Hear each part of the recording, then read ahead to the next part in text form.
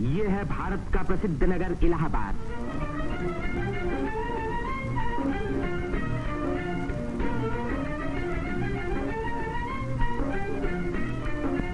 यहीं पहल उत्तर प्रदेश में एक विश्वविद्यालय की स्थापना हुई। इसी वजह से ये नगर उत्तर प्रदेश की शिक्षा और सभ्यता का केंद्र माना जाता है। पंडित मदन मोहन मालवीय, पंडित गोविंद वल्लभ पंत और अनेक प्रतिभाशाली व्यक्ति इसी विश्वविद्यालय की देन हैं, जिन पर आज देश को गर्व है। ये है हमारे प्रधानमंत्री पंडित जवाहरलाल नेहरू का निवास स्थान, आनंद भवन।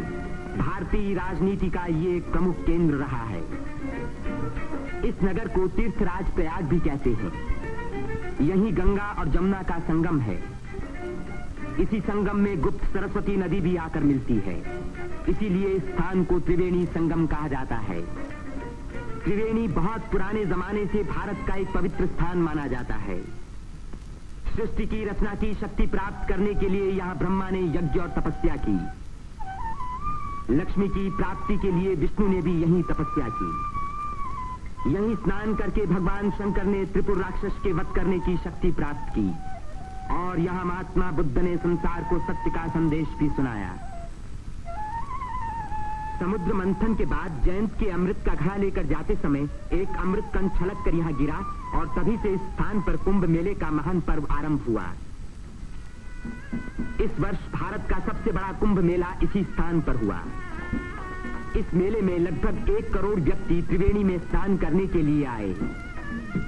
सदियों की गुलामी के बाद स्वतंत्र भारत का ये पहला कुंभ मेला था।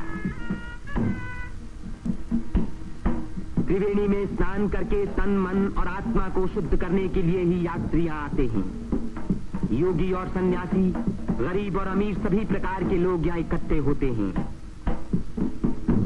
कुंभ मेले के मौके पर देश के नर नारी एक दूसरे के धार्मिक विचारों से परिचित होते हैं। धार्मिक संस्थाएं योगी और सन्यासी यौगिक क्रियाओं को दिखाते हैं।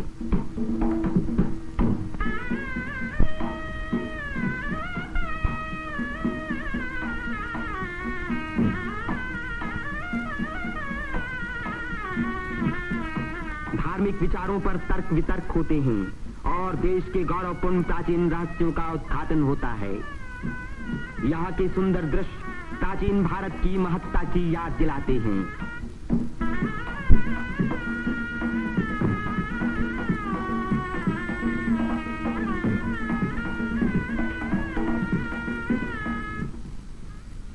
मेले के धार्मिक रूप के अलावा उसके दूसरे दृश्यों में सुंदरता और स्वतंत्रता का रंग चमक रहा था। रंग बिरंगी चूड़ियां, देवी देवताओं की मनमोहिनी मूर्तियां,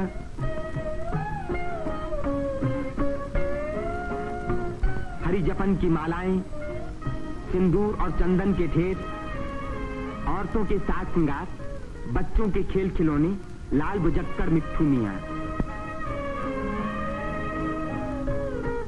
तीर्थयात्रियों की सुविधा और सुरक्षा के लिए और स्वतंत्र भारत के इस महान पर्व को सफल बनाने के लिए उत्तर प्रदेश सरकार ने अपनी ओर से कोई कसर उठा न रखी। मेला शुरू होने के कई महीने पहले से ही सरकार की ओर से तैयारियां शुरू हो गई थीं। उबड़ खाबड़ जमीन को समतल बनाने के लिए बुलडोजर जैसी बड़ी बड़ी मशीनों से जमीन की सतह ठीक की गई।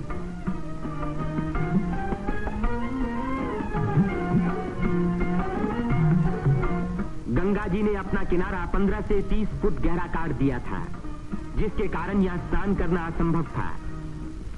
बुलडोजरों ने इन किनारों को सपाट बनाया, जिससे तीर्थयात्री यहाँ सकुशल स्नान कर सके। जिस काम को 1000 आदमी 3 महीने में खत्म नहीं कर सकते थे, उसी को 6 बुलडोजरों ने 15 दिन में पूरा कर दिखाया।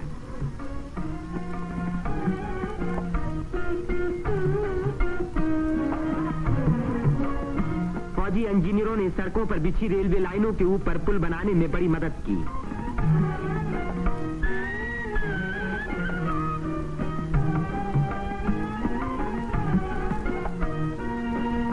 इससे रेलों के आने जाने के समय भीड़ सड़कों पर कभी न रुकी, बल्कि लगातार त्रिवेणी की ओर बढ़ती रही।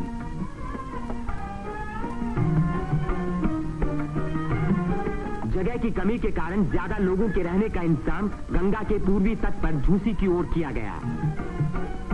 वहां से शेष मेले तक आने के लिए भारतीय सैनिकों और उत्तर प्रदेश सरकार के सार्वजनिक निर्माण विभाग ने पीपों के 6 पुल बनाए। कुंभ मेले के इतिहास में यह पहला मौका था जबकि यहां बिजली लगी। 1000 बिजली के खंभे लगाए गए, जिनके लिए 160 मील से अधिक लंबी तार लाइन इस्तेमाल हुई। उत्तर प्रदेश के स्वास्थ्य विभाग ने यहां सफाई का बड़ा अच्छा बंदोबस्त किया। चारों तरफ मशीनों से लगभग 250 मन डीडीटी का भारी छिड़काव किया, जिसके कारण मेले में मच्छरों व मक्खियों का नामो निशान बाकी न रहा। मेले के आरंभ से ही सरकार ने हैजे के टीके लगवाने का प्रबंध किया। यात्रियों को सलाह दी गई कि वे मेला क्षेत्र में आने से पहले टीके लगवा लें। कदाचित इसी व्यवस्था के कारण मेले के मौके पर कोई भी रोग नहीं फैला। इतनी भारी भीड़ भाड़ के मौके पर आमतौर से दुर्घटनाएं हो जाया करती हैं। इन दुर्घटनाओं का सामना करने के लिए उत्तर प्रदेश सरकार ने चिकित्सा एवं स्वास्थ्य विभाग की एम्बुलेंस गाड़ियों से घायल और बीमार यात्रियों को तुरंत अस्पताल पहुंचाने का पूरा प्रबंध किया। 9 अस्थायी अस्पताल डेरों में खोले गए, जिनमें 228 रोगियों को रखने का इंतजाम था। गरीब रोगियों को खाना मुफ्त में दिया गया। राशनिंग विभाग ने यात्रियों की सुविधा के लिए यहां आटा, शक्कर, मिट्टी का तेल और अन्य जरूरी सामान का भारी स्टॉक जमा किया, जिससे इन चीजों की कीमतें न बढ़ पाईं। इसी प्रबंध के कारण हर व्यक्ति को सस्ते मूल्य पर अपनी इच्छा का खाना मिल सका।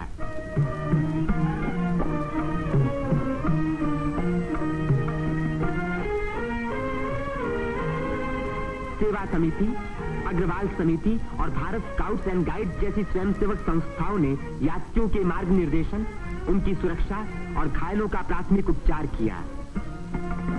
पुलिस यात्रियों के संचालन का कार्य करती रही। आने जाने के लिए अलग रास्ते रखे गए। भीड़ को काबू में रखने के लिए चलते फिरते वायरलेस सेटों का इस्तेमाल किया गया।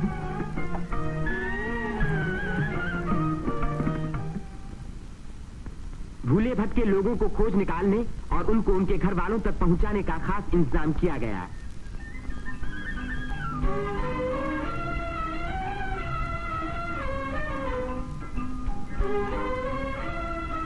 मेले में लाउड स्पीकरों का एक जाल बिछा दिया गया, जिससे भटके हुए लोगों का नाम पुकार पुकार कर उनको एक स्थान पर इकट्ठा किया गया।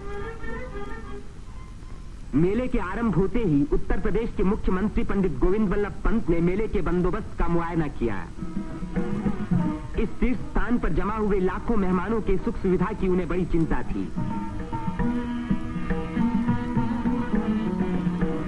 उन्होंने नाव पर सवार होकर घाटों का निरीक्षण किया।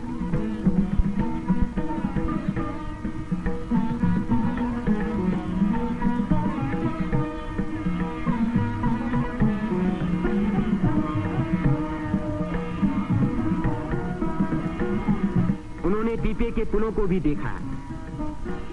ये अखाड़ा जो ऐसे ही एक पुल को पार कर रहा है, पुल की मजबूती का सबूत है।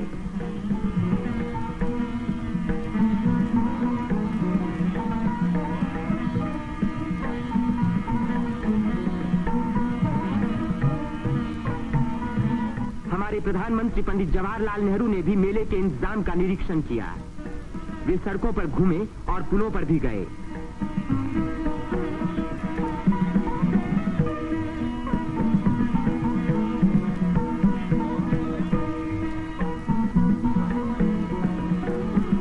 उन्होंने अन्य स्थानों को भी देखा भाला।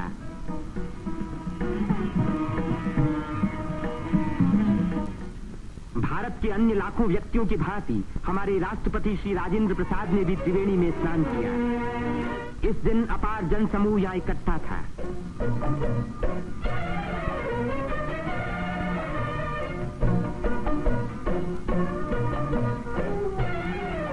हर घाट पर लोगों की भीड़ स्नान कर रही थी।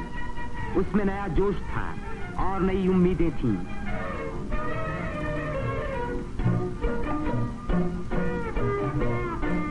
ये दृश्य जाहिर कर रहा था कि इस भीड़ की महान रचनात्मक शक्ति के कारण देश का भविष्य उज्जवल है। उसकी इसी शक्ति के कारण हमारी उन्नति के बड़े से बड़े कार्य अवश्य सफल होंगे। जिस स्थान पर मनुष्य और देवताओं ने यज्ञ किए और भविष्य का संकल्प किया, उसी स्थान पर इन नर नारियों ने आज भारत को फिर से बलवान और सुखी बनाने की प्रतिज्ञा की और भारत की स्वतंत्रता को अमर रखने के लिए अपने शरीर में एक नए प्राण को जन्म दिया।